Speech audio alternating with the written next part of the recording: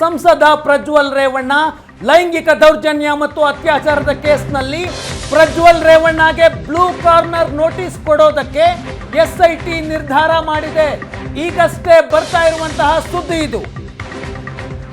ಪ್ರಜ್ವಲ್ ರೇವಣ್ಣ ವಿರುದ್ಧ blue corner notice ಜಾರಿಗೆ ಮುಂದಾಗಿದೆ ಎಸ್ಐಟಿ.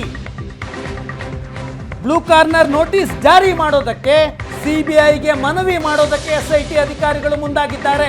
ಇಂಟರ್ಪೋಲ್ ಮೂಲಕ ನೋಟಿಸ್ ಜಾರಿಗೆ ಎಸ್ಐಟಿ ಸಿದ್ಧತೆಯನ್ನ ನಡೆಸ್ತಾ ಇದೆ. ಎಸ್ಐಟಿ ಅಧಿಕಾರಿಗಳ ಜೊತೆ ಸಿಎಂ ಸಿದ್ದರಾಮಯ್ಯ ಸಭೆ ನಡೆಸಿದ ನಂತರ ಈ ಬೆಳವಣಿಗೆ ಆಗ್ತಾ ಇದೆ. ಬ್ಲೂ ಕಾರ್ನರ್ ನೋಟಿಸ್ ಜಾರಿ ಮಾಡೋದಕ್ಕೆ ಎಸ್ಐಟಿ ಅಧಿಕಾರಿಗಳು ಸಿದ್ಧತೆಯನ್ನ ನಡೆಸಿಕೊಂಡಿದ್ದಾರೆ.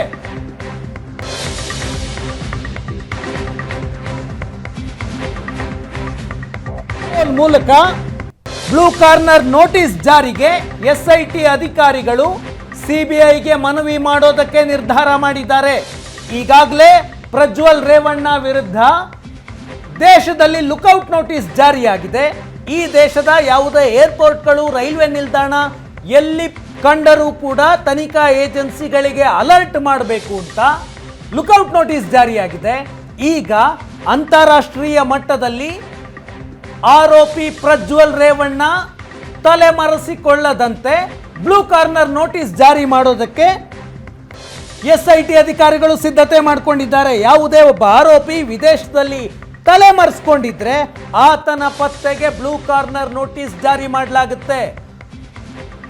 ಇಂಟರ್ಪೋಲ್ ಈ ನೋಟಿಸ್ ಅನ್ನ ಜಾರಿ ಮಾಡಬೇಕು. ಇಂಟರ್ಪೋಲ್ಗೆ ಭಾರತದ ತನಿಖಾ ಏಜೆನ್ಸಿ ಸಿಬಿಐ ಮನವಿ ಮಾಡಬೇಕು. ಹಾಗಾಗಿ ಸಿಬಿಐಗೆ ಎಸ್ಐಟಿ ಅಧಿಕಾರಿಗಳು ಈ ಬಗ್ಗೆ ಮಾಹಿತಿಯನ್ನು ಕೊಡುವ ನಿರ್ಧಾರವನ್ನ ಮಾಡಿದ್ದಾರೆ. ಪ್ರಜ್ವಲ್ ರೇವಣ್ಣ ಚಲನವಲನಗಳ ಮೇಲೆ ಕಣ್ಣಿಡುವುದಂತೆ ಇಂಟರ್ಪೋಲ್ ಮೂಲಕ ಬ್ಲೂ ಕಾರ್ನರ್ ನೋಟಿಸ್ ಜಾರಿ ಮಾಡೋದಕ್ಕೆ ಮುಂದಾಗಿದೆ.